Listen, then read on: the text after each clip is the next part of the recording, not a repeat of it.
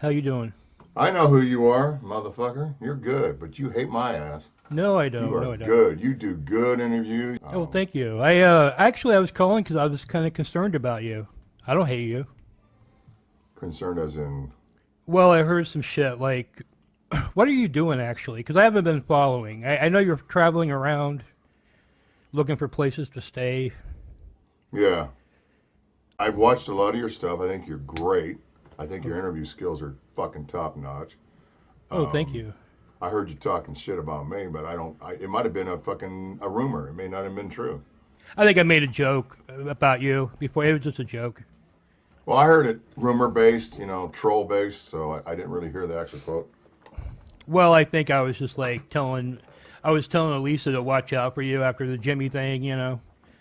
I was saying you guys were like in the Oh, same category or whatever, but it was just well, a joke. And I did say, hey man, I don't, to my knowledge, Kleenex has never done anything. So, no, I did. I got sexual battery of an ex-girlfriend.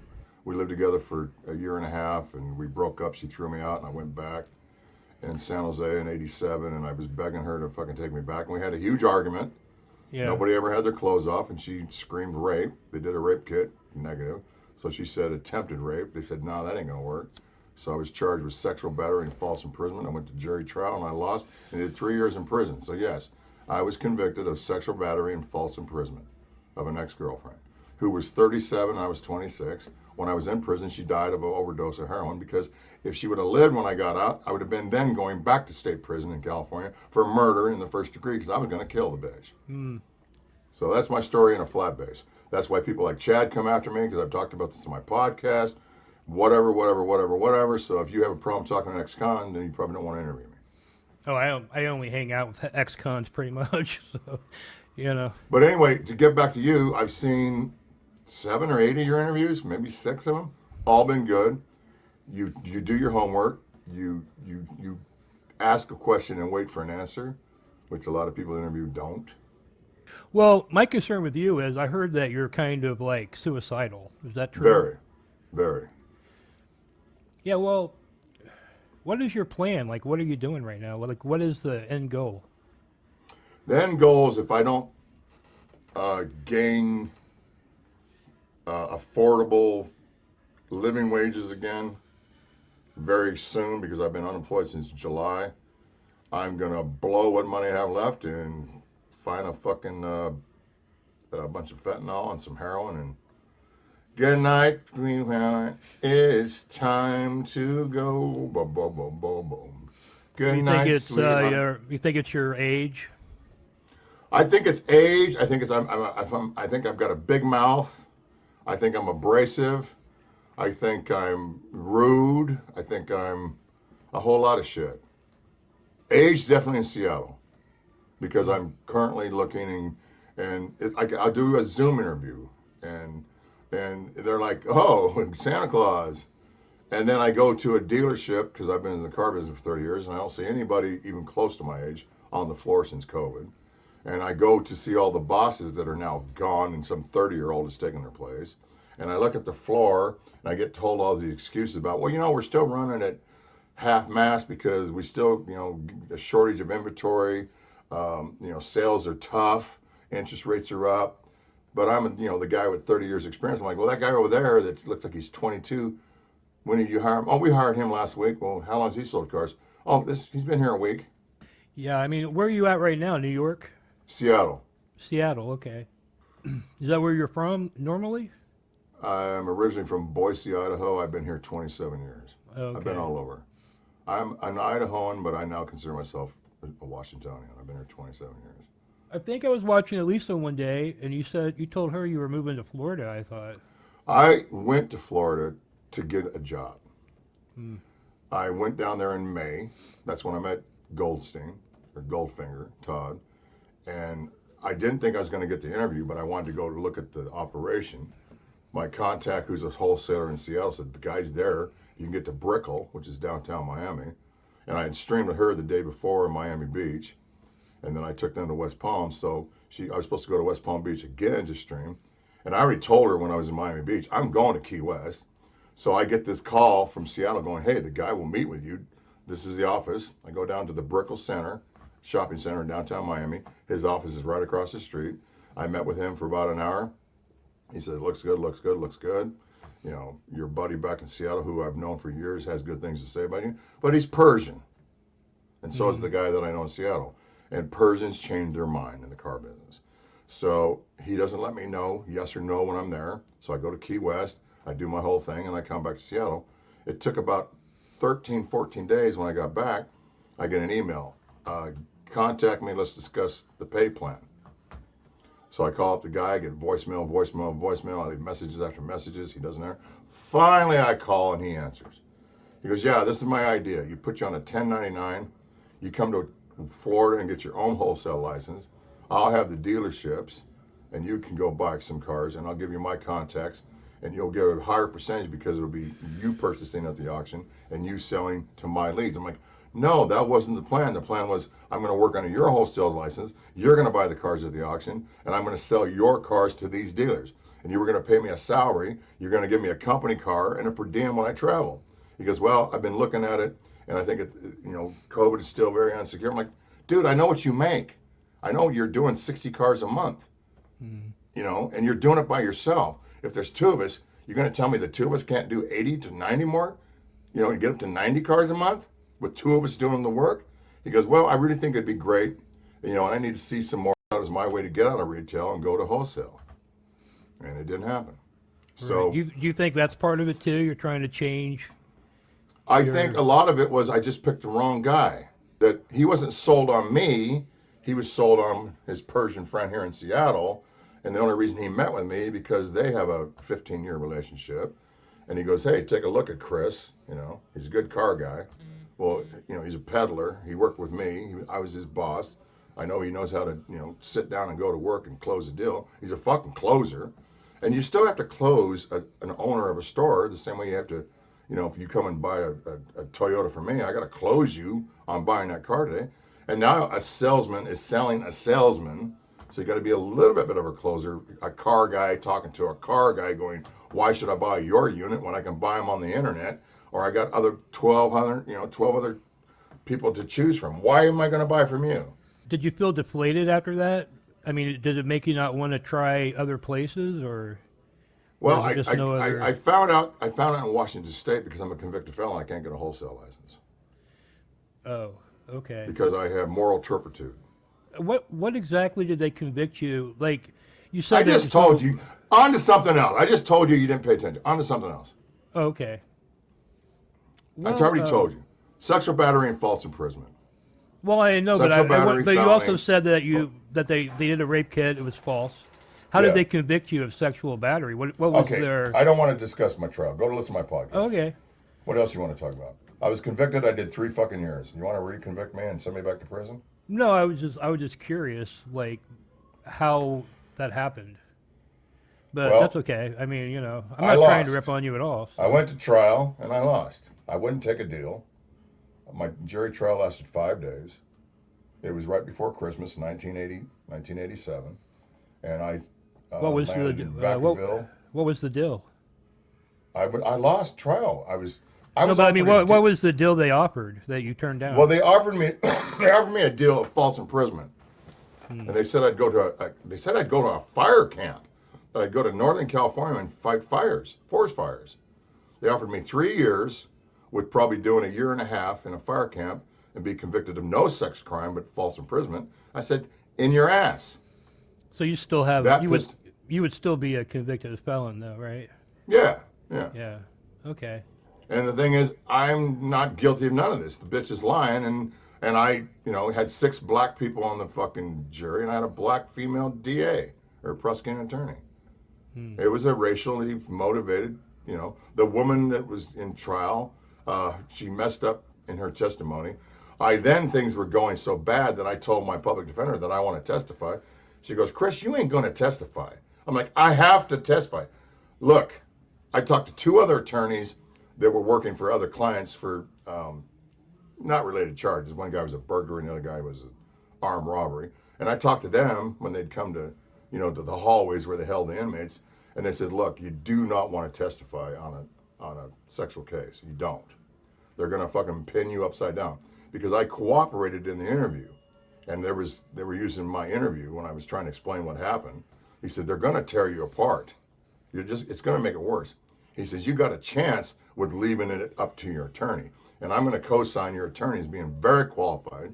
She's got a, she's not the new fucking young bitch right out of law school. She's had like 7 years of practicing criminal law. Yeah. And so, just talking to attorneys and looking at the situation, and I didn't know anybody else going through this type of trial, but they had other stuff, right? So you talk and you talk. I remember talking to even a guard. There was a particular guard that was in law school getting ready to become a lawyer, and he goes, "Do not testify." And I liked him because he was a born-again Christian, and he was actually being nice to inmates in county jail, and he was just there going to law school and was going to be an attorney. And he was a guard that I saw every day. He says, "Yeah," he says, "I know how desperate you want to tell your story, but they're going to tear you apart." And he says, "And you're a hothead, and you're going to lose your temper on the stand." And then they go, "Oh yeah, this guy's violent." Just in general, what age group were you in? Like 20s, 30s? I was 26, Okay. and she was 37. And did you already have your life built up a little bit at that point? My what? Your life, but were you already like on a career path and all that? Yeah, I was selling fuck your whole world cars. I was in a band that was a cover band for the Earth, Wind, and Fire. I was a drummer. I was had failed at radio. I was working at a local radio station in the Bay Area, and it was a shitty shift on weekends. And I was back with a band for about a year and a half, and I was the drummer for a 13-piece cover band. We were all getting ready to move to Southern California. We were all going to leave the Bay Area and go to the San Fernando Valley, and we had gigs in L.A. We did 2 gigs in the Bay Area. We had another gig in Portland that I went to. But I still had to sell cars because, these gigs were spread out. So my career in music was going forward, and it looked like I was finally going to have to, never have to sell a fucking lump of steel again and go through that bullshit. And so my life was on track to go in a certain direction. I was making a good living, but my bail was high, and I just couldn't make bail. And no family from Idaho is going to bail me out. My family didn't believe it, but they weren't going to, reach into their pockets. And the only one that could have didn't. I didn't tell a person that I'm related to that, and I don't even know if he would have, but he could have definitely posted my bail, which could have then helped me get a private attorney. But I was 26 and I was scared shitless. Right. And I was just like, I was in county jail for, August, September, October, November. My trial was in December, and I was in Vacaville State Prison by the 7th of January. So I was in custody through the whole time, and it was tough, and I was scared, and I'm like, what am I doing? Should I take the deal? And I was about ready to take the deal right before the jury selection. I remember my attorney had come to see me in jail. She goes, "Chris, you need to take this deal. You'll be in fire camp for maybe a year, 2 years at the most. You're going to get 4 years for false imprisonment, and you're going to go fight fires, and there's no gun towers, and it's minimum security." I said, "Yeah, but I'm a convicted felon, and I'm saying I did a crime that I didn't do. I'm like, I can't plead guilty." I said, "If I thought I did something wrong, I'd take a deal. But I'm 26, and now I'm thinking to look back on it, I should have took the deal." Well, it probably still wouldn't have helped your situation now, right? Well, yeah, when I got my insurance license in Washington, I had to go to Olympia, Washington, and sit in front of a review board to think if I was enough rehabilitated to be given a Washington State insurance license. I had to go in front of a board, and it then took them close to 2 weeks to give me a written answer after I'd gone and taken the online courses and had taken the test, to get my series that I needed, and then still had to go to a fucking hearing going, "Well, you got out of prison when you were 29, and you're now in your fucking 60s. We don't know. You haven't been back to jail, but have you been rehabilitated?" So they still bring that shit up even now? Oh, fuck yeah. Man. There's jobs. I had an interview with Amazon, a low-level inside sales job. This is back in 2007, 2006. I get 3 interviews. It's an inside sales job. You're sitting at a computer on the phone doing email marketing. It's a marketing low level. They came back with my rap sheet. "Nice meeting you." What was prison like? for you? Hell. Did you have to Hell. like shit in front of people and stuff like that? No, but you got to spread your cheeks and cough and lift your nuts every time you go out for a visit or go to the yard. Okay, so you don't You have got to two men in the actually. cell. Yeah, you're sitting on a shitter when you got a shit and there's no fucking curtain. Yeah. Like everybody in the whole prison. No, in the cell, when you're in two-man They cells. can't the other people in the other cell see you through their No, because cells, or- everybody's locked down when we're actually, they got the doors shut and locked, and it's just you and Oh, your I cell. see. It's just like Now, a if you're little, in a like, dormitory, like I started out in dormitories and, 60, 70 inmates in bunk beds in a big room, but the bathrooms had stalls, and they didn't have doors, but they at least had stalls without doors. But, Yeah. people give you courtesy in a dorm. Somebody's taking a fucking dump, might be a guy over there shaving, but he's not, he might be in the stall shitting next to you. I mean, everything about shitting in private, wiping your ass in private, being naked in front of thousands of people every fucking day, that's going to happen. When you get to go to from one part of the facility to the other, you're strip searched. Like, say you get a visit. You got to get butt naked. You got to lift your fucking cock and your balls. You got to open your mouth, your ears. You got to bend over, spread your cheeks, and cough. And when you get back from the visiting room, you got to do the same thing to go back to the fucking yard. Damn. You're getting naked all the time. Balls out, fucking coughing. You know how intimidating it is to bend over, spread your cheeks, and cough?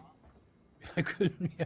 And you know how many times they have, how many times it's female guards that are there too? You don't see no male guards in the women prison when they're bending over and coughing, but they got females working in the male prisons in California. That's bullshit. Yeah, I went through a TSA screening at an airport. They thought I had something in my pants, and some chick agent stuck her hand down my pants and literally grabbed my cock and balls in one hand and like shook it. And I thought, what the fuck, man? But if that was reversed gender role, right? Well, they I would got have a men that lawsuit, work in probably. women prisons, but when it comes to the strip search, they don't allow the men guards to be where the women are getting naked. But there's men prison, guards all over the women prisons. But, and they got women and men prisons. So why can't the women stay out of the searching area when the men are, when the male? It's a double standard like a motherfucker, man. Well, I mean, what were you ever approached by like the Aryan Nation or anything? Yes. Did you feel like you had to join a gang because of the racial politics in prison? Yes. As soon as I got to level 3, when I got to Soledad, the Red and White and the Aryan showed up. Red and White's the Hells Angels, the shot callers there, and of course Aryan was in my unit, and he walked up. He says, "We understand you're a coal burner, and you raped a fucking good for you." And Oh, really? then the Crips. So they didn't look at it as a bad thing. Well, that they you just were knew the associated with? charges. They knew the person was, was a woman, and they knew the woman was 12 years older than me. They always want to know the age too. Yeah. So they thought that was cool that I raped a fucking. Well, the Crips came up to me and said, "We need to see your paperwork." And so one of the Crip shop callers in Soledad says, "Damn, dude, that sister fucked you up." And he was the shot caller for that area. And so he said, "You're cool with us, but don't eat chow with us." Okay. I said, "I already know about night eating chow on the black tables." So the Aryans didn't really give a fuck. But then there was another group that says, "We want to make sure you ain't a Chester. We need to see your paperwork." Now, when you have this type of crimes, you always have to have your paperwork to show you ain't a Chimo. The victim's 37, you were, 26, you're not, And they don't even give a fuck. They just want to make sure you ain't. Did they put you like in a sex crime? Yeah. Okay. Never in PC. Okay. Now, the other issue was my last name. I had a lot of shit from the guards for that. And then the other thing is clean, no affiliations. So when I got to Southern California in institutions, the first thing says, "Are you 415 sympathizer?" I'm like, what the fuck, man? I'm a fucking Peckerwood from Idaho. How am I going to be a Northern California Chicano sympathizer when I'm some fucking hillbilly from Potatoeville? Oh, okay. Well, who's your car? Who do you run with? I said, I'm a fucking walk in the yard alone. And then you better not try to get in a car after you told affiliations that you're not in a car. You're going to walk the yard with a group. You better stay independent. Because if you're telling these motherfuckers when you roll up that you're going to walk the yard alone, I'm here to do my time, I'm here to do my bit, I don't give a fuck about your business, I don't want nothing to do with your business, I don't want no fucking favors, I don't need no canteen. and then you start asking for canteen, and you start asking for favors, and you start clicking up, you're going to have some problems. So if you're going to go in and be solo, you better stay solo, because they're going to check you as soon as you roll up.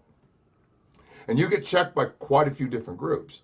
Now, the Aryan don't want you because you're a short timer, the Aryan Brotherhood, because they want people with more time, because they want to make a soldier out of you. They want you to earn money for them. They want you to participate in stuff that's, you know, got an end to the end result. They also want an old lady that's going to bring in drugs, and you're going to be bringing drugs in the visiting room. They want somebody that's going to bring drugs to one of their old ladies on the streets, so their old lady can bring drugs in, or whatever. And if you can't offer them income and profit, and you're a short timer, they're not interested. They just want to make sure you ain't a lover. If you start showing that you're a lover on the yard, you're gonna have some problems. So you can have black people you can walk the yard with, you can play chess with them, you can go to the law library, but you better not be eating chow with them, and you better not be in their cells. You know, when the doors are open and kicking back and playing, you know, chewing the fat and talking. They see a peckerwood in a black man's cell and two black guys' cell, and they're like, okay, he's a lover. Did anybody try to turn you out? No. That's Hollywood. So that That's doesn't all happen? Hollywood. How you get turned out is talking big, being a smartass, writing checks your ass can't check, or getting in debt. Or looking at people's business when it's not your business. Like I said before, when you walk down the tier, you better look at the ground. You start looking off into cells, they think you're looking to rat, that you're looking for some kind of evidence to go to the man and say, hey, so-and-so in cell 17 is doing so-and-so and so-and-so. So don't be looking around and looking at people's shit. Never come into another inmate's cell without being invited. You know, don't have other people in your cell too many times and be whispering because they think you're up to some shit. So you don't ever want to be, you know, putting out this impression that you're, scared. So you're trying to get some credits and get time off and trying to go to the man and become a rat. If you see some shit and when you get asked about it, you didn't see anything. You never see anything. Even if you saw everything that happened, when you get questioned because you're near it, and if there's blood on your shoes, I don't know, I must have stepped in it after it happened. You don't ever, because they're going to get interviewed, and they're going to interview you where other inmates can hear the interview. See, the guards want to set you up. They want to have you do the interview without being taken away into an office. They want to have you where other inmates and trustees are walking around. You're not on the main yard. You're kind of behind the scenes, but there's still inmates around there, and they can, what's this fucking guy telling the man? They don't like take you in a place where there's nobody can hear it but you and the guards, because they want you to be a rat and then be fucking. That'll go to the yard so fast about an interview. And if you said it's something other than I don't know anything, it's going to be the yard's going to know. Well, I saw inmate blah blah blah and blah blah blah and then blah blah blah blah blah. You're not going to get done out of that interview. They put you in a holding cell after the interview before they take you back to your living quarters. By the time you get back to the fucking tier, your cell is going to say, they know everything you did. You better check in the PC before fucking chow time. You need to go to the sergeant right now there and request PC because they're going to move on you before the next fucking count. They have count time, they do lockup. So that's just the way it was in the 80s. I don't know how it is now. Don't give a fuck. I got a who I guess he had a girlfriend in high school. He turned 18, and I think they still dated. She was still in high school, like 17. He was like 20, and he knocked her up. And her parents filed charges on him. He went to prison. Him and the girl lived together with their kids. They've had more kids since he got out of prison with his parents. He can't get a house. But this dude's got swastikas tattooed all over his fucking face. So he comes over here, and this guy looks like he's chiseled out of fucking concrete, man. And he's fucking cracking his neck, and he's got swastikas all over his face. And he's a kid fucker. Well, it's like one of those things where, I don't know, he was like a senior in high school, he's dating a freshman. And they just kept dating afterwards, right? Yeah, well, that's not a kid fucker. Like he said, he would look at me, I got these swastikas all over my face. my kid's grandparents did that to my own kid. I think Well, there's guys that come in with touch and go rape cases. Nobody's yeah, underage, but it's a really violent rape, and they're but concerned about running into somebody they don't like it, so they get all fucking tacked out, trying to be hard and well, trying he to be told me bad. basically he was like forced to get these tattoos all over Yeah, his you are. face. It's like you when you join a car or clique, we call it a car in the penitentiary. When you join a gang, there's tattoo you wear because you earned them. Yeah. And then there's, like wearing colors, being a biker, you got a patch on your back. They go through prospect school just like they do to become a biker and run with the banditos. I mean, it's the same thing. There's tattoos for things that you were involved in. There's tattoos that represent your belief system. A lot of them want to identify the streets, the city, the town. The swastikas, you see more swastikas in prison. Now you see swastikas on the streets, and I think it's funny. And the guy's never been in the penitentiary. I'm like, what the fuck's with the iron crosses and the lightning bolts on the neck, which is, the Third Reich, which is the SS. I mean, what the fuck is with this shit? You didn't even do any time. I don't know. He basically said they came up to him and said, "Hey, you need to join us for protection." And he's like, "Well, Yeah. no one's really fucking with me." But that gang started fucking with him, right? It was like either Yeah. join us or we're going to beat your ass every fucking day. So he basically had to submit to all these tattoos. Was all he over was his he a face. Peckerwood? Yeah, he's a white guy. See, that wasn't happening in my time. The Woods never said join us or suffer the consequences. The essays did. The blacks did. Either you walk with us, run with us, or we're fucking you up. When I was doing time, the Woods never played that game. There Right. wasn't enough of us for one thing. We were always outnumbered. There's a lot more cheek cannons and toads, than there is fucking Peckerwoods. So we were so outnumbered in every prison in California that, what the fuck, you want to be part of our minority group that kind of runs most of the real prisons? The minority whites do run it. It's really weird. The smallest population in the California penal system runs most of the fucking prisons. Figure that one out. Okay, so now I heard that. Did you meet your wife through a prison pen pal thing? Yes. And is that We when had- you were in prison or Yes, something else? I was in Corcoran State Prison doing the shoe. It was during the 1989 World Series, and then they had the earthquake.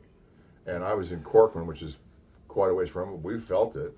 And I was given a magazine, an address to writing a free ad to get pen pals. And it was a magazine called Kansai Time Out that you could buy there in Osaka, in Kobe, in Nara, the Kansai area of Japan, which I've now been there many times.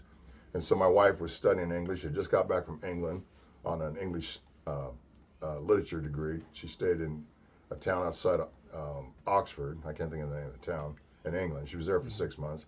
So she was still interested in communicating in English. She saw my ad, her and many other Japanese people. I ran my ad 4 or 5 times because it was free. I got mail, and at that time I probably had 20 women from Japan writing me as pen pals. I even had a white American woman that lived in Kyoto that was from Oakland. She was one of my best pen pals, but she was married to a pilot for Japan Airlines. And so the quake happens. I had passed out the information to get pen pals to a very good friend of mine from San Jose, a Mexican guy. And so she was writing Guzman, who I just found out is out and doing well. So she was writing to Guzman. The quake happened. He stopped writing. And she'd sent money for his books for Canteen. And she was going to come meet him in California. And he was in there for involuntary manslaughter. He was DUI in San Jose, and the people in the car, died. So he had him, but he wasn't a gangster. He wasn't a thug. And she says, "Do you know Paul Guzman? Because I see you're also in Corcoran. Do you know this guy that I used to write to?" I said, "Yeah, but I'm in a part in solitary, and he's somewhere else, and I can't get word to him, and I don't even know where he is." So then she goes, "Do you mind if I write you?" And she started writing me, and she wrote to me October, November, December, January, February, March, April, May, June. She came in June, the last 2 weeks in June. I got out July 25th, and she was in the visiting room 1 week before I got out. And then the day I walked out of the gates of Tehachapi State Prison, she was on the outside of the gate. And we've been together ever since. So she was my prison pen pal all the way from Japan. She'd never been to America. She flew over here all by herself. LAX, they took her fucking bag. She was asking somebody for directions to a Japanese person that could speak Japanese at the help desk. And she had this really large suitcase. And this black guy grabbed it and took off and went out the fucking exit of the LAX. She only had one bag left. So she got robbed to her first hour in America by a fucking. Yeah, you can leave your bags around Japan, come back an hour later. Yeah. Like, And she was, her English was not that good. So they have these help desks and they can speak Korean, Chinese, Japanese. So there was a Japanese person that, because she knew she had to get from LA to Bakersfield to come see me in Tehaspie. She had to get down to Bakersfield, California. And so, as she's turned her back for like 2 minutes, this nigga, she never saw it again. you guys have been together, but my understanding is you're seeking a divorce. Well, I got told one thing, and we got legally separated when I went to California. I left her the second time. First time I left her in Seattle and came to. First time I left her in California and came to Seattle. And then the second time I left Seattle to go back to California. So the second time I left to go back to the Bay Area, she filed a legal separation, and it came in the mail. We were apart for almost a year. And I was living in Los Gatos, California, which is near San Jose. And I signed it and filled it and legally separated. So that we're legally separated since July of 2003. So I always thought it was just legal separation. So I'm talking to a lawyer a couple weeks ago. And he says, "No, that's a fucking Mexican divorce. You've been legally divorced." Well, he was full of shit. I got on Google and found out, no, I still have to get a divorce. Now, Right. We don't get along. We fight like cats and dogs. We've been together for 33 years. And she hates me and I hate her. So you want to get away from her. Yeah, and I've left 3 times and came back 3 times, and now she's telling, I want you out by the holidays. I'm changing the locks. Does she have somebody else? No, not to She my doesn't? knowledge. I don't think she would. I don't think she wants anybody else. She just really hates you that bad that at this stage in life she's ready to move on. Because it seems like Yeah. I always wonder why people get to this age or she may be younger than you. I don't know, but 4 years, 6 months. yeah. Still, that's I'm pretty s- old. I don't I'm know. I wouldn't 62, want to she's get a divorce. 58. She just turned 58. I'll be turning 63 in a couple of weeks. Because you don't really have enough time to rebuild your life. Like, Well, you'll I know probably what's never gonna get back to happen. where you were at. I know what she does. This is 33 years. I know what she's going to do. I'm going to leave again, and within 2 months she's going to be crying, come back, I'm wrong. She does the same shit every time. She gets me to leave, and I'm like but I told her this time, I says, look, I'm fucking almost 63. I can't keep starting over. Fucking babe. Damn, this stuff is nasty. Put it down. So I'm like, I don't have any life left. And I'm tired of fucking arguing with you every fucking day.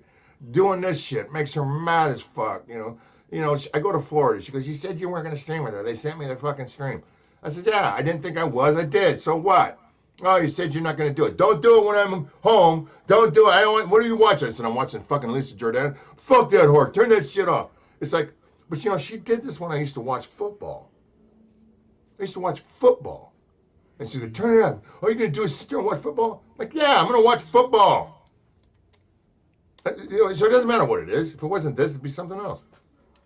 What's your deal with Elisa? How long have you been watching her? I showed up September 2015. Okay, so it's been a long time. So you were part of the old Kermit and Friend thing before the Yeah. podcast? Yeah, Okay. if I remember right, she started in February of that year, and then she did it right at 1 year. I found it in September because I was following Benji Bronk, and he tweeted it, and I clicked on the thing, and there she was. I knew who she was because of hearing her on the air, and I knew the Gonzo shitcock that was going on. The stuff with Gonzo. He was going to date her, and Benji was pissed off. So I heard all that on the Stern Show, but I hadn't seen her. I'd only heard her voice and heard her being discussed, but I never went to go, what does this cunt look like? And so when she was on, all I knew is Howard was saying how attractive she was. And I knew she was Jewish and Italian or whatever. And I knew all this stuff, but I didn't care enough to go, oh, Elisa Jordana, and go look at her fucking, her Google shit. Right. And so I get there, and she gives, a request for me to join. And I clicked on it, and boom. Now it's her in one box, Benji in her box, and me, and maybe somebody else. And boom, there she is. And she looked stunning. She had the lights, and she was wearing like a peach, really nice peach colored top, the hair and the makeup. It was really the lighting. And of course, Benji was on a bed, kind of looking like a fucking troll. And there I was. And she started talking to me, and I like just dumb like shit, said that my real name, I'm a car salesman, blah, blah, blah, blah, blah, blah, blah. Within a week, I was calling her a fucking cunt. Yeah. She's had one since then. According to her, she's had a couple. According to her, I think she's had 5 or 6. She was talking about a couple of months ago on the stream in Miami or in Florida. I think she said she's had 5. She's definitely had another one since that time. Because now it has this weird, this interesting. You can sometimes see it on camera, but you see it. It looks kind of strange. It has like almost like the invert tip is cut off or something. Yeah, it has this interesting thing that you can't describe until you see it, like in broad sunlight. She's kind of good at not showing it on camera. And then of course she uses filters like crazy, and oh god. And she's a tyrant. I'll tell you what really bothers me the most. Attention whore, fine, be an attention whore. Gold digger, fine, be a gold digger. It's the tyrannical behavior. She's a tyrant. The way she treats people, the way she bosses people, the way she treated Todd. She's a fucking vapid fucking cunt. But I would fuck the shit out of her if she dropped the drawers. And I had a major crush on her the first year, major crush, which became an obsession because as much as I had a crush on her, I couldn't stand her personality. I just liked the way she looked. She was a horrible person. And I said that within a week. And it was fighting, and then I met her. And then she fooled me when I first met her in 2021 in Beverly Hills. It was Stuttering John, her, and me, and a coworker. And Stuttering John was a bag of shit, and we had somewhat of a conversation. And then he left, and I had the nicest conversation with her and this other guy. And it went really well. And I said, oh, God, she's not this horrible person. That's internet shit. She's playing a character. She's being a cunt for the camera. Because in person, she's got this other side. She's very genuine. She's very, you're like, this is okay. I can deal with this. So I had this whole new opinion that she's just not this vapid fucking cunt. Well, I joined a podcast, and I'm talking about her. And it was true. She didn't look as good as she always looked on camera. She still looked good. But I noticed that she had a bit of a stomach, who am me to talk about stomach, and she looked all washed out, and still good, but there was women in the place that were outshining her. She was still getting a lot of attention because she's got that really loud laugh and that loud voice, and she wanted to gain, and she was getting the attention of the bar. She was definitely getting the attention. She knows how to do it. Let me tell you something about EJ. The first time I saw her, I said she kind of has a presence. She's not the best looking chick in the place, but she kind of comes in like she's somebody, and people start, who is she? She's walking around like she's somebody. She must be somebody, and she's loud. She's got a very loud voice, so that draws attention. So I went on this little podcast with Connor, the pedophile from Tennessee that wears makeup, and I start talking about it. And of course, she gets word of it from Leaf King, and then she gets me back on to fucking railroad me. Why are you talking about my legs? I played it a couple days ago on my stream. And so we have this big to-do. And then I think, I'm done with the bitch. She's not streaming anymore. We're in our little chat rooms, and she would make her appearances and stuff. And the only thing that sticks into mind, speaking of Jimmy, the fucking monster, so Jimmy thinks he's this big singer, and Tony, or John M., like to do karaoke, so Claire from New Jersey, who's also Jimmy Ward Nichols, would come and compete in the karaoke, and he was, pretty good, somewhat, more kind of to laugh at. So she wanted to compete and win against him in the karaoke. And as I recall, Jimmy fucking pervert kid fucker won the karaoke. And then when she would come to our chat rooms, she always thinks she's like this star. So she wouldn't really talk. She'd only text, and she'd only talk when she could sing. And then she started talking a little bit. And she'd been gone for a couple of years. And we don't give a fuck. We're doing our own thing. And every time she did kind of show up, I'd have a huge argument with her. Always. Every time she'd show up, I'd start screaming at her, calling her a cunt. So when she goes to restream, because I'm streaming during COVID doing an audio podcast, and she gets bored with fucking working at home, and she starts her desktop in Beverly Hills. And so immediately I see people are all running back, and I watch, and then I join her, and we start mixing it up again. So then I go to see her in Hollywood, and I stream with her and Danny from LA. And then I went back, and then in May I was there in Florida and streamed with her a second time. So I've met her 3 times. The time in Hollywood, I was enjoying her. I was. The time in Beverly Hills, I was enjoying her. The time in Florida, I wasn't. Did you know Jimmy very well? As good as anybody else, because he would be very spot and go. I didn't really see how horrible he was until he showed up in Florida. And he was begging me to come. I'm like, dude, I was just there, you know. I'm not coming back again. I can't afford it, you know. I didn't get the job or I'd be there. I'd be down there working. And he's like, you got to come. We're going to make. But once I saw him, and it all came out, what we were all dealing with, because we had him in bits and pieces throughout the years. And now he's on full 8-hour. I'm like, holy shit, hell no, with a capital hell.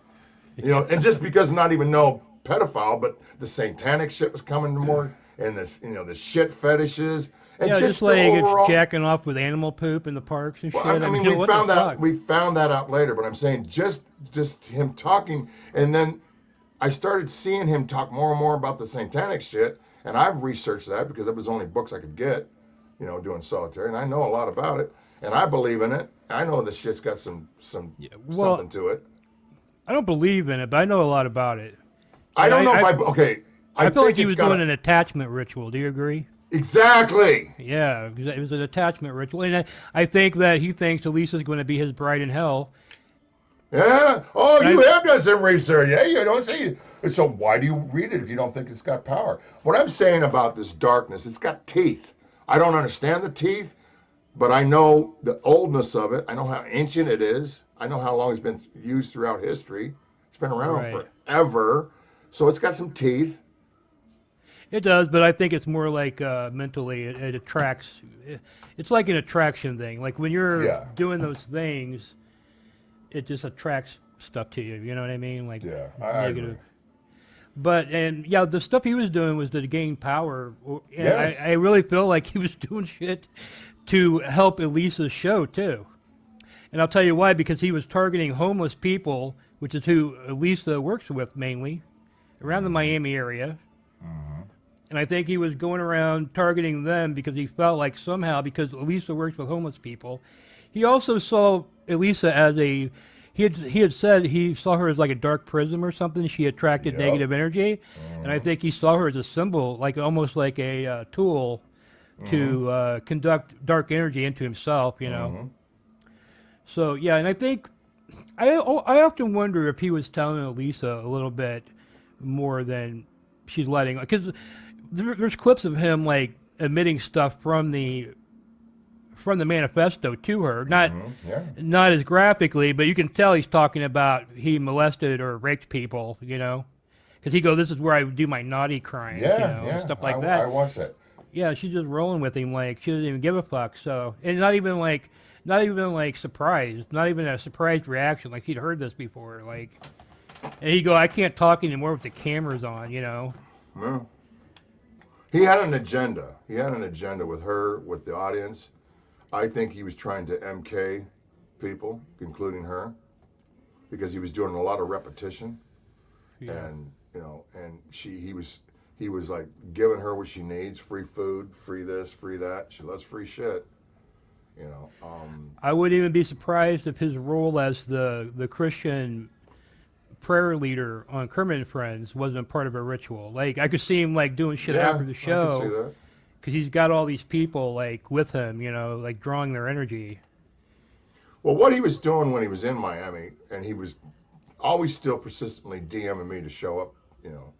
I heard from very reliable sources that he never went back to Colorado the way he said. That he lost his job before he came, and he lost it had nothing to do with a caller or a fan. And of course, his story was a fan called and got him fired. According to my source, he was fired for arguing with his coworker and was dismissed for, you know, losing his temper. So, whatever. I don't know if my story's true, but I really don't see proof of what we were told on the show. Yeah, But I got two people telling me right now that he's in the hospital, that he got stabbed in I prison. would really want to see more than Yeah, me too. That's why I don't really talk about it. But I don't think their records would be released unless you're family. yeah, I don't know And how you're they on do that. I think well, I know, okay. I would think the only way you're going to be able to verify it is be on the visitors list, approved, and then as a visitor list of his, which you got to go through all the red tape to do that, to find out if that's even true. I think it's the job of county jail to keep these people safe. But I Me don't know too. what's going on in 2023 in a county jail in Florida. Maybe they're like, we got too many of these motherfuckers. Let's just put them up there and with the regular cocksuckers and let them To feed me, I them to feel the like sharks. Maybe if we're you going to get feed them to the sharks. if you get raped in prison, I feel like the guard should go on trial. You know what I mean? Yeah. But Do I they don't even do think they face any repercussion of things like that? If somebody gets raped, did the guards get any kind of like they obviously weren't doing their job. I mean, no. I don't even In know the like how you 80s, run like a 6-man gang bang on a guy and no one sees it. You know what I mean? They would have well, to be that would aware it almost. has to happen in the showers because you're usually in two-man cells.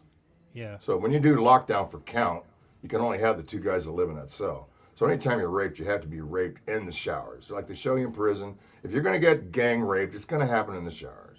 There's no security in the It can happen prison? in the kitchen because it's happened in the kitchen when I was there. Oh, excuse me, it happened in the laundry. I was working in the laundry in Soledad. It happened there, not when I was working. It happened on the night shift.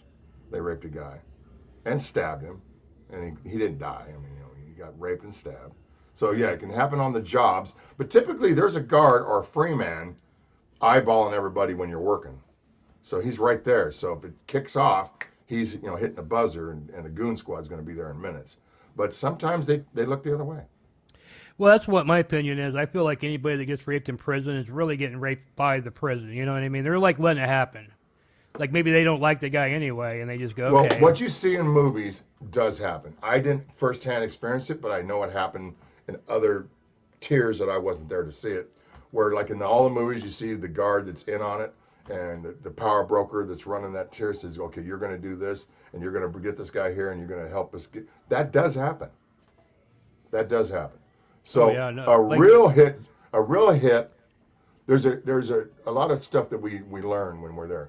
A hit that's organized is usually staff is involved to make sure it's done and done properly and it's completed into a death. Are you aware of the takes- Whitey Bulger hit? Oh, fuck yeah. Fuck I mean, that was set up by the. I the have guards to be. were in on that. The He just guards like were rolled in him on that. in, and some guy came in and You beat know? him to death with his sock. I mean, first of all, when you got these high power inmates, that are not celebrities by any means. Everybody thinks because you're high power, you're a celebrity. They're not always feared. Sometimes they're going to be challenged because you come in with this, celebrity case that got a lot of press, and you think you're going to show up on our yard and start, running shit. You ain't going to run shit but your fucking mouth. So there's sometimes a celebrity like that has you got to pay rent. He's got to start paying fucking rent. And I don't mean commissary. Your people on the streets got to send their people on the streets some fucking cash out. And it's going to be set amount. And then if that's, agreed upon with the people that are running shit, you won't be fucked with. So you will pay for protection. And it ain't fucking with canteen. Especially if you have, it's known that you got some fucking, cash left on the streets, you're going to pay rent. And you will pay for protection. But when they go after, not even like a high profile person, but say somebody that's worked their way up to the ranks in a prison gang, for them to pull that off, they need staff to help that hit be completed. Because then they're going to get them on one of the job sites or one of the working areas that has, a lot of guards there and cameras. And then they got to get the help of turning the cameras off.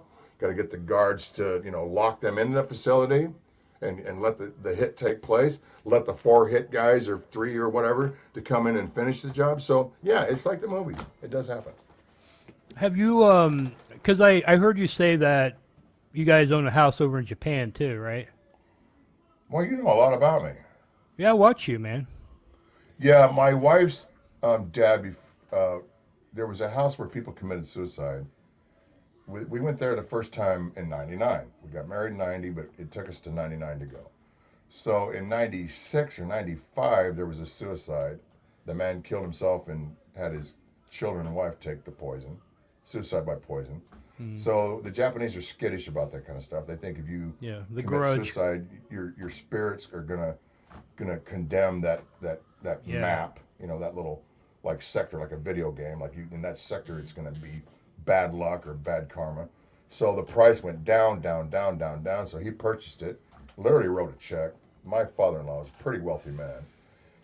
He's upper middle class and already owned 3 homes. So it's the home right next there. So he bought it. So we get there in 99. I'm 38. She's 31, 32, whatever the fuck. We're in our 30s.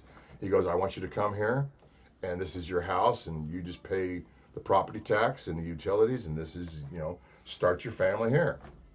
And so that's why he was motivated, because his son was bought a house by his in-laws, and his raising his kids there, and his daughter's never going to get married, and she's still living with him. And it's right next door. It's literally right there. So that's been a house that was bought for us if we would have took it, which we didn't, but we always stay there when we visit. And she stayed there by herself last time. And now our sister says, now that he's dead, we can't fix the roof, and you need to either take it or it's going to go on the market. So I would assume she's going to go back and take care of things and get the roof done. And she says she wants to retire when she's 65, but she's only 58, so that's a little ways off. So yeah. So she doesn't want to. She doesn't want to move back to Japan. Not just. Not till she retires. Yeah. She doesn't think. I was wondering why don't you? I was wondering if you had considered moving there and maybe teaching money, English or something. Money, money. Well, your situation though is you're going to go into a black hole though, right? Until you got nothing, and then off yourself. It sounds like is your plan. Yeah. Or at least last case scenario, if something doesn't happen for you. I really don't want to live anymore. I got so much regret. I got so much depression. I really thought when I was 50, I was going to be somewhere, and I wasn't there. And then when I hit 60, and I really wasn't even there, I got really upset and really worried. And then by the time I was 61, I'm like, fuck it. It didn't happen. I was scratching out a living. I'm married to a tyrannical cunt. I'm not happy. Half my family doesn't speak to me if I don't fucking make an effort.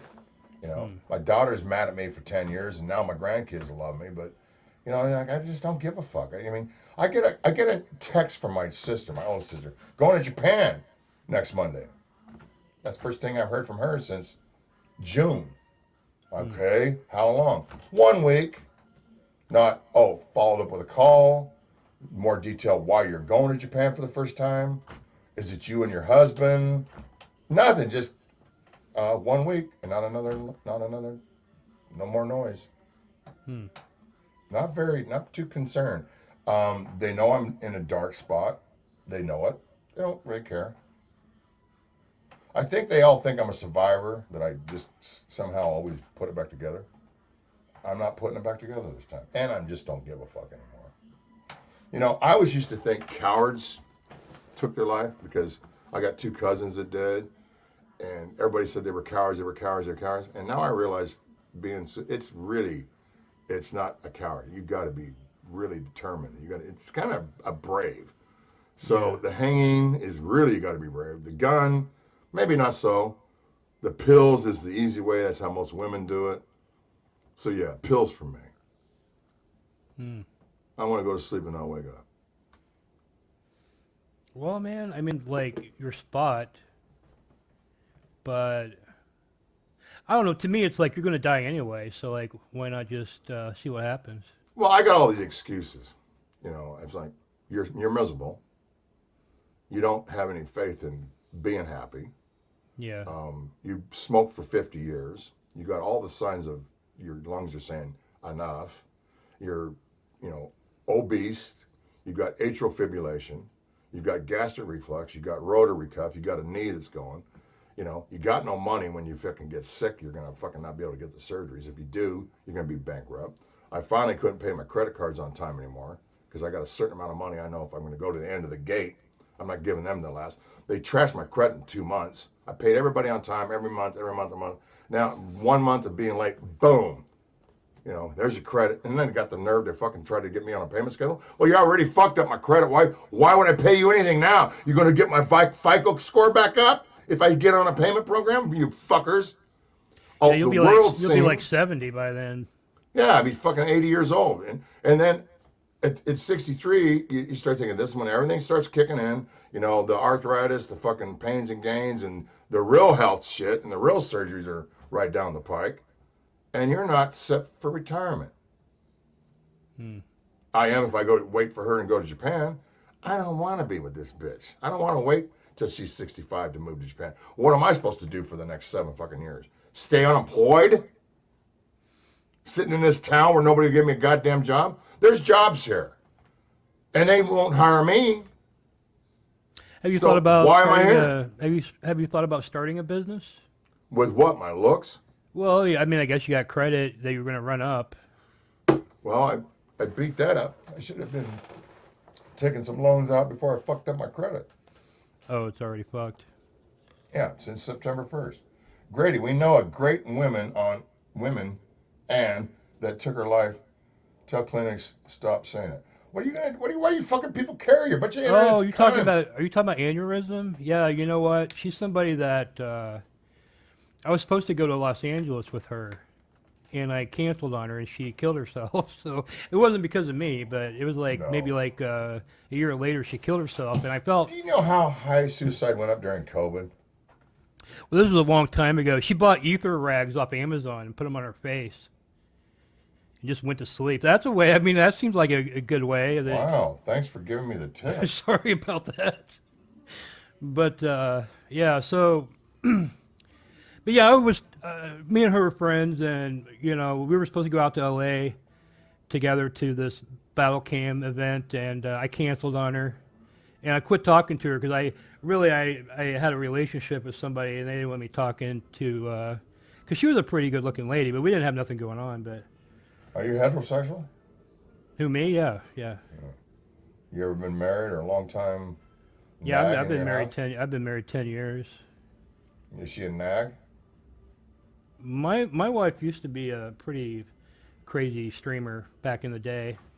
See, the nagging is what gets you. Okay? For any women out there, you can do a lot of things, gain weight, become control freak, but when all you do is nag and complain, our dick doesn't want to get inside of you no more. Yeah, when all you want to complain about your job and your spouse, the dick don't want your fucking pussy no more. Yeah, my wife, she's just, I basically live in like a 10-year long IRL stream. I mean, it's pretty crazy shit going down like all the fucking time. I'm more of a calm person, you know. But, you know, she's the type of... Are you in the United States? Yeah, I'm in Texas. All my exes live in Texas. Yeah, I'm in H-Town. Oh, you're in Gigi territory. I'm not aware of them. So did you watch the prison streams that they did in Houston with Ice Poseidon? Yeah, I thought that was in Austin. I thought. No, it was in the Houston area. I thought it was. Dallas. I didn't even know it was in Houston. Yeah, I could see him picking Houston because I think that no cops are going to call for are going to show up for any kind of call down here. So, you know, they got other things going on. So how long have Gradytv or desktop streaming, interviewing, how long have you been at this? It started in January. Oh, you're new. Well, I've been streaming for like 13, 14 years, you know. I used to be on Battle Cam back in the day, and I had a show that was aired through Los Angeles on through the air, and on Sky TV in the mornings in Britain. So I've seen the Mini Manson, the Goo, and the Drexel. Is it Drexel? What's her name? The fat chick that got her tits cut off? Drexel? Oh, Drizzle, yeah. Drizzle! Jesus, yeah, Drexel. Yeah. So I saw Drizzle, Goo, and Mini Manson. Who else have you done? I think I've seen somebody else. Did you do Blade? No, I haven't done Blade. I've done Vegan Patriot. I want to see that one. Subhuman Polak. Todd Goldfinger, too. He did you? Yeah. He doesn't even know because he never saw me. I interviewed Todd like the day after he left Elisa, I think. I don't know if you remember that. And we were having all those Wi-Fi issues. So Yeah. it's just a little short, like 15-minute thing on my channel. Hmm. But Well, Yeah. I think if you recorded this, you just interviewed me. You can edit this. do you mind if I clip this part and put it on my Go ahead. channel? I might Go do ahead. that. Give you some exposure too. I think it was enough of an interview if you edit this thing out, clip it. Oh yeah, we've covered a lot of stuff, you know. I can download it and send it to you because you StreamYard you can download and send. But you can also just clip it from rewatching it when it's posted. So anyway, I would consider that an honor because I've seen Goo, I've seen 4 of them. You did a good job. I thought you did really good with Minnie Manson. Oh yeah, I've I like done how Minnie you- twice. I like how you broke it up into smaller parts, and Minnie really got relatable when she talked about her childhood. Yeah, a lot of people don't know that Minnie was like basically abused by a very religious family, way into adulthood. Yeah. His whole entire life was taken from him. So that's Yeah. why he's like, I think he's like 54 right now. Yeah. He literally just started this transition 5 years ago. And he's not even gay. He's not even, I wouldn't even consider him really trans. Yeah, he's tits cut off. He was taking hormones for a while, but his clit fell off too because he's diabetic. I guess he told me his clit turned black. He had diabetic clit and it fell I off. wonder if that's true. I wonder if that's even possible. That's I what he never told me. heard He's shown his Yeah, current, but I haven't looked. I don't know if it has a clit or not. Somebody had a thing that they sent to us in semi-safe space, and I saw when he opened up the vagina, I almost barfed. I haven't seen it. I don't want to see it. Oh, it was bad. I can only imagine. But yeah, he just like basically does whatever is against the church. You know what I mean? Because he's actually Christian. He's actually scared of Satan. If you like really get into that kind of shit, he has a lot of issues with gay people because he's got that ingrained in him from growing up in this religious. I've never heard him say a chick is hot. I've never heard him say he likes women. He only is after men. So he's a really weird person, you know what I mean? So, there's so much, very, very complex. And I'll Yeah, tell a you, lot of- he's a very smart guy, too. I've had some very, a lot of people think he's an idiot or stupid or retarded or something, but No, he's not. He's just mad. no, he knows what very he's angry. doing, and he uses that as some kind of way to get out of things, you know what I mean? So do you think he's delved into the satanic cult, or just light surface, likes the imagery of pentagrams and upside down crosses and Minnie Manson, Charles Manson, whatever, fucking Marilyn Manson? Is he just trying to emulate Marilyn Manson? That's why the devil shit. Well, yeah, he's got I think he does have a mental problem where he doesn't want to be himself. He wants to be other people because prior to the Marilyn Manson thing, he lived his life as Dana Scully from X-Files for about 2 or 3 years. Yeah. And there's photos of him walking around with like an fake FBI badge, dressed like Scully, and it's not Halloween either. Does he still run stream, or is he anywhere, or has he still got his He channel? does. He just does. Recently we had a show going called Minnie Manson's Dungeon. I don't know if you've seen that, but it's pretty good. I recommend anybody watch it. I've got nothing but good things from that, where we talk about occult type subjects. And we did 5 episodes, but we got into a fight, so we're currently not working together. But He I'm fights hoping with to get that. everybody. He fights with everybody eventually. yeah, He ends up getting mad at everybody and losing his shit. That's just what he does. yeah. I'm trying to. I don't know. Like, I've been knowing him for a couple of years. We've worked together a lot. Like I've done 2 interviews. I did this Minnie Manson Dungeon. I did 2 other interviews with him. And I think we've done some other shit too, but we usually do something every couple of months. But this time, I'm like, fuck him, man. I told him, he's got to apologize to me, He runs around saying fake shit about me, And then I always forgive him, but I'm just getting sick of it, man. It's just like Well, who else is that you're interested in starting up with? There's got to be other people that you see you want to start interviewing. There's the Minnie yeah, Manson the thing. thing of it is, it's like, I've been streaming a lot myself lately, so I haven't been able to watch people the way I want to, So I usually try to find people that I don't know. It's just like people I just wonder like what their life was like. And it's weird because a lot of people that watch them don't care what their life was like growing up. But I always like somebody like Minnie Manson. I'm always like, how did you end up this way? You know what I mean? Yeah. So if you watch that interview, you kind of can see the progression. How Yeah. it. To But me I was that's confused interesting. because But I was confused by Minnie because I thought Minnie was forced to be Christian, but wanted to be Jew, and then finally he got away from the Christian stuff, was going back to being a Jew. But you're saying no, he still is toward the Christian thing. right after 9/11 was the first time he left Christianity. He decided, and he became a Muslim. And he would walk around Chicago in a full burqa. I think that went on for a couple of years. Okay. But then There's a lot more interesting things about Manson I didn't even know. and I'll tell you something else. I don't even think Minnie likes women himself. I think he comes from something. I think he comes from a family where the women are just there to serve. Yeah.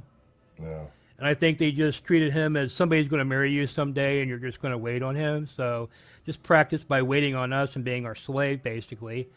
He was in this house all the way up into his 30s until his parents died. Then his brother was left the house, right? His brother's his brother's way more well known than Minnie Manson. He's a religious lolcow.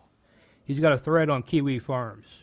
The guy's fucking nuts. No, this guy had Minnie under his control. He told her when he could eat, when he could sleep, when he could leave the fucking house, way up until he was like to his 40s. There was like one time Minnie ran away to Florida and got a roommate through an ad in a paper, but that didn't work out. And he had to go back and live with his brother, Wow. So like 5 years ago, he was just like, fuck it. And he's just like, fuck Christ, fuck He's not, he's just like I said, he believes in God. He's scared of Satan. He truly believes. In fact, a few times, me and him, because we talk personally sometimes, and he'll tell me to like pray to Jesus and stuff about whatever is bothering me, So Yeah. I know he does that himself. So it's like really weird. He has a thing about the religious establishment, I think, but not so much the spiritual side. I don't think he's against God. So would you do Elisa Jordana if she would? No, yeah, I would do Elisa. In fact, I offered her, but I think she hates my guts. So, I did that. I did a series of exposés about Elisa. Did you ever do Chicken Andy? I can't remember. No, I would like to do Chicken Andy, but I haven't really reached out to him at all. Is But he I have some streaming? Is he connections. streaming or not? No, a friend of mine talked to him recently, and supposedly he's very happy. He's got some job, and he's doing really good. So, and doesn't miss streaming at all. I think a lot of people wonder, like, why would you want to interview me since I'm not streaming now? But I think that's the best time to stream somebody. Or Yeah. interview walk away from somebody that because insanity. people are wondering what the fuck's going on with them now, and Yeah, I think it'd be interesting that you did that insane shit and that wild lifestyle. Now you're like, okay, I'm wild, and now I'm a taxpayer, and I'm living a quiet, normal life. What did And you why think did of you What did you think of the Ice Poseidon prison experiment? I don't think fake prison's funny. I've been to real prison. Yeah, And and what that's I not saw- really. Was that like that was nothing like what you had to do, right? Like Fuck they didn't. no. Yeah. I'll watch a prison show if it shows what prison's really like. But if there's some comedy shit, fake prison, I ain't gonna watch it. I like prison shows that are filmed in actual prisons that got inmates being the extras. Yeah. There's only one series that showed it right. It was on HBO or Showtime. It was on for, I can't remember how many seasons. Now I can't even think of the name of it. They got it right. They showed it really what it is. And I believe it was actually filmed in real prisons. And I can't think of the name of the series without looking it up right now. I know MSNBC used to have some good ones. There was a reality one called Lock Up. It was on A&E, and it was filmed in Corcoran where I was at. And it was more of a real, just showing inmates and interviewing them and showing them, what the life was there. Just literally, we're just interviewing inmates. It was filmed in Corcoran where I was at. So that's different. I don't like watching that because that's where I was at. Now they're really right where I was, and I don't want to relive it. But a film with actors that makes it realistic and shows what it really is like, I'll watch that. Make any sense? Oh yeah, and Maura just texted me, and she says that she called the prison, and she's saying that they told her that he didn't get stabbed. Well, that's nice that he's in a county jail that will give out that information. Cause Yeah, you would think they wouldn't give out. California ain't telling you shit. I don't know about Washington State, but I know in California they'll tell you, yeah, he's here. That's it. We're not telling you anything else. Yeah, he's still here. So yeah, it's good that they just. I would think they would have to have him in the hole, man, because the prisoners would know about that manifesto, you know. It depends on how it's being ran. Because he was on the news locally there. That's you know? what I'm thinking. The local news, should be a reason he's put in protective custody. Yeah. Now the thing they released was redacted, and I saw the pages, and it looked like every single sentence was redacted. So, I like what the chief of the police says. The most horrific thing he's ever read. Yeah, and then you're a prisoner, and you see this guy coming in, But they didn't really go in. Did they say that it was crimes against children, or they just said? What I understand, he's only being charged. He's being charged with exposing himself at the Walmart in Stewart because the statute of limitation didn't run out, and then the actual. Doesn't he have like 700 charges in Kansas too? Yeah, and it's going to take. First of all, there's a million fucking Jimmy Ward Nichols in jails, folks. Okay, it's not big news to have a Chester. Okay, there's much bigger Chesters than him that get some attention. He's like run-of-the-mill Chester. Yeah, but he's got 30. He's got 30 years of chestering, and bragging about it and shit. It's really up to the states to get involved. Is Kansas going to get involved? Is because he crossed state lines? Is the feds going to get involved? It all depends on who's going to pick up the file and run with it. Do you think that he killed humans? Yes. I kind of think so too, and yes. He does have that quote where part of it's in his mind. He'll never. Yes, I do. I really do. I think he's killed homeless black people. He hates fucking Negroes. He hates homeless blacks. I think he's killed a black homeless man. Yes. Somewhere. I think he did it in Stewart. I think that's why he turned himself in. I think he thought there was enough DNA or witnesses to get him for first-degree murder. I really do. But he admitted to all his other crimes. Why wouldn't he admit to killing? Because you get life without possibility of parole. My theory on that is, I think what he's doing right now is the final sacrifice for the attachment ritual. Yeah. So what he's doing is he can't torture himself to death, because if you look at everything he kills, like the animals, they're always like slow deaths, So he's basically in prison. It's part of him being tortured, He sacrificed, his life's over. He basically sacrificed his life. He could be out in 2 years. What are you talking about? You guys do not understand the legals of him. If all he's convicted for the child porn and the flashing and jacking on, 2 years you'll be out. Yeah, but he named the victim's name in the manifesto. Doesn't matter. He's not done enough he could be out in 2 fucking years. I'm telling you, man. He could be out in 2 fucking years. I don't know, man. He admitted to raping little babies and stuff. Yeah. And he could still be. There's no fucking remembrance of it. There's no fucking victim's testimony. There's no victim's testimony. And it's beyond statute of limitations. What I'm saying is I think that once this all dies down and he's not getting any kind of gratification from it, that's when he'll drop that he killed somebody. That's what these guys do. I don't know.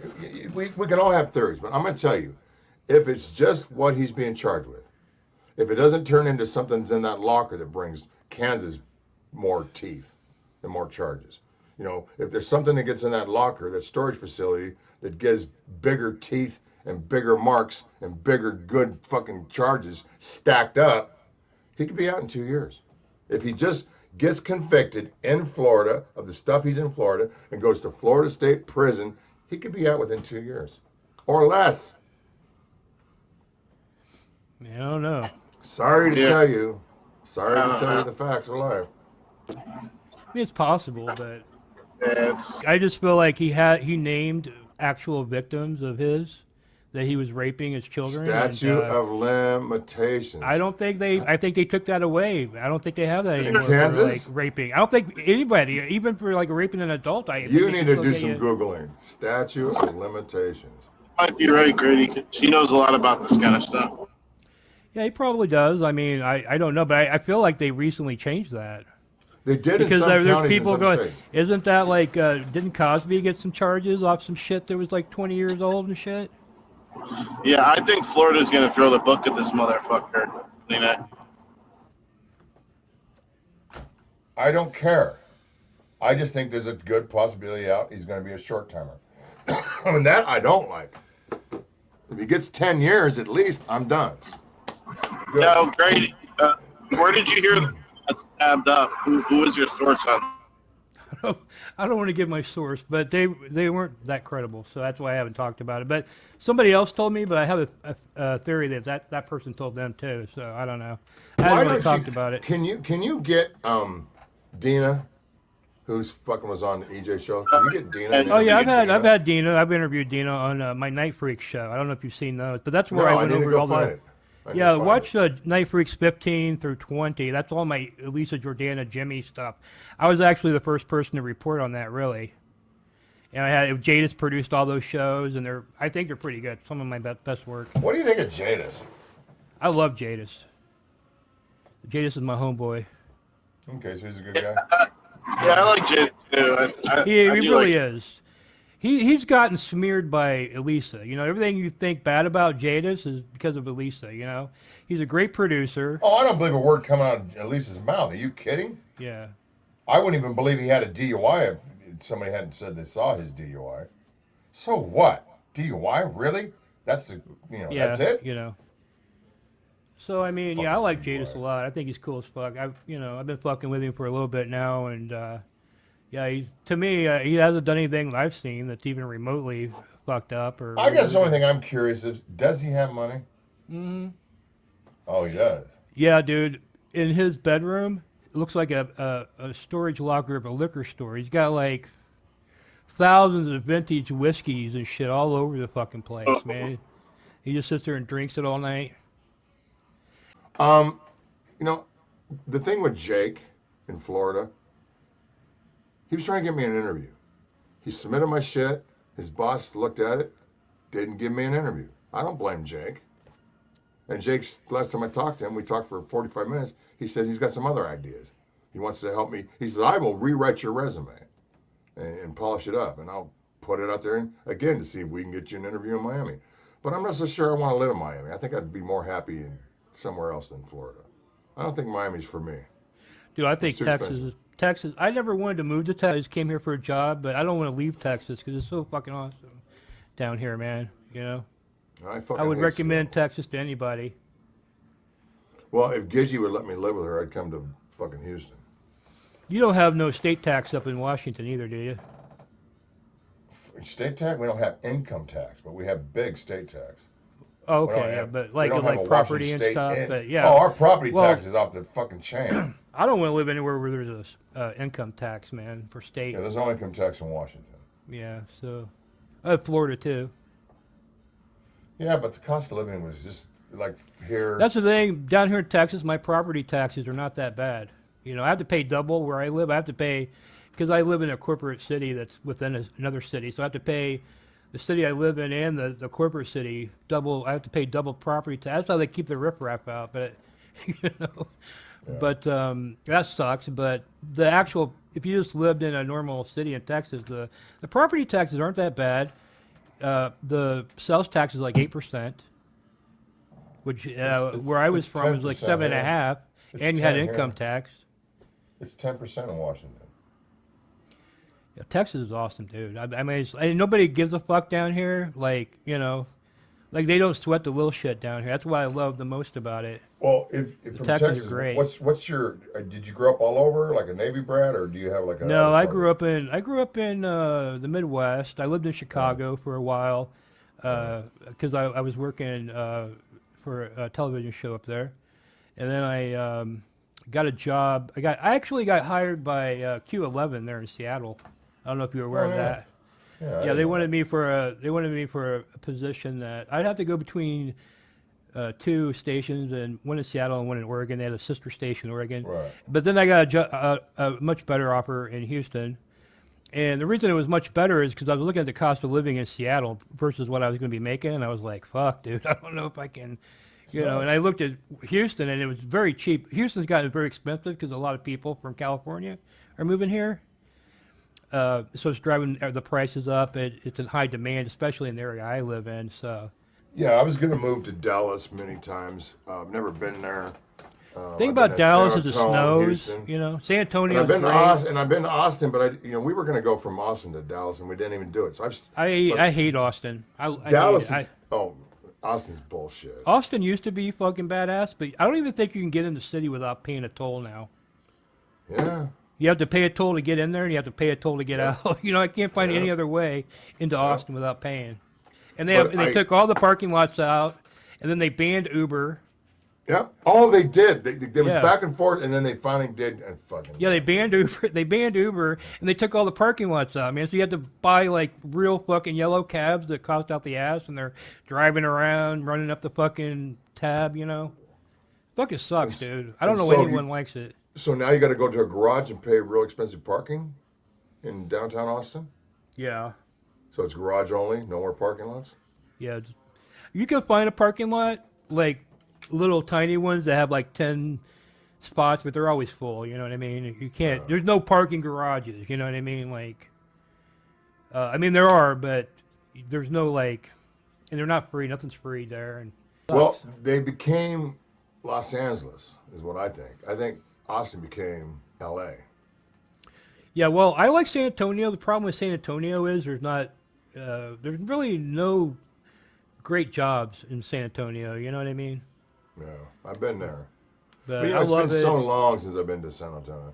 I was in Austin in 2009. But. San Antonio is so gothic because they have all those old buildings and stuff, and the Spurs are their team, so everyone wears black, So it's everybody's wearing black, and it's real gothic buildings and stuff, and everyone's real chill there. But I like the weather in San Antonio. Where I'm at, it's very humid. I can't breathe most of the year, and Dallas gets very cold. I don't like I don't like that. I like being in warmer weather. Well, you lived in Chicago. You can't tell me Dallas is cold when you lived in Chicago, goddamn. Chicago is the fucking worst because they have the way the buildings are, and the wind whips around. Oh my god, dude! It's fucking horrendous. And that lake freezes. It's like solid ice. That fucking thing freezes.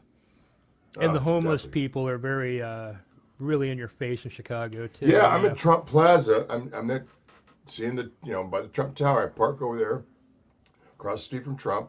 I go in to see how much it costs. I'm just thinking about staying there. And I'm like, you're fucking crazy. And then there's an Omni across the street that's even nicer. That was less. But anyway, so I'm coming back out of, I went to the Trump and then the Omni, and I'm coming back out of the Trump. I stopped, and I got a homeless guy all up on me trying to I'm going to have to fight this motherfucker. This fucking Negro was all up in my business. And he wasn't cigarette and cash. He's like, I'm going to rob you, bitch. Yeah, it's they're robbing you, but they're not, No, he was going to, but... I'm like, come on, bitch. I threw my fucking phone down and tossed my glasses across the parking lot. Said, come on, motherfucker. I'm from Seattle, man. I got talking to some punk that's going to run from you. I'm a fucking crazy Peckerwood from Seattle. And he got all nervous. But at the time he had a knife or a gun, I'd have been over. Man, I got kind of robbed in Austin one time. And it was really weird because the guy goes, I was cutting through an alleyway, from one street to another, and this guy just jumps out and he goes, "Give me $5." He's all in my fucking face, and I just reached in my pocket and pulled out some cash and gave it to him, and he throws a CD. What's up, Brandon? He throws a CD in my face and he takes off running. And I look down, and the guy that just did this is on the fucking CD cover, and it was his mixtape, right? Yeah. So I go play it, and it's horrible, man. You can just tell he's got some free Fruity Loops demo. And he's just but to me, it's that's his excuse if robbing you. He'll be, I didn't write about my mixtape. He's got it. Look, Yeah. But I had this tape for this CDR for a long time, man. They still do it in Seattle downtown, and as soon as and it's always a brother about 40. Gotta listen to my jam. Yeah. Gotta listen to my jam. When I was traveling, it was always some young dude in his 20s. The guys that are doing the hustle here are in their 40s and their 50s. And I always go, dude, CDs? Who owns one? Are you on Apple Play? Are you on fucking Google? This is my CD, bitch. That's how I get out of the hustle. Hey, well, I Kleenex, love thanks it. for having All me. right, man. It was I nice really, having you.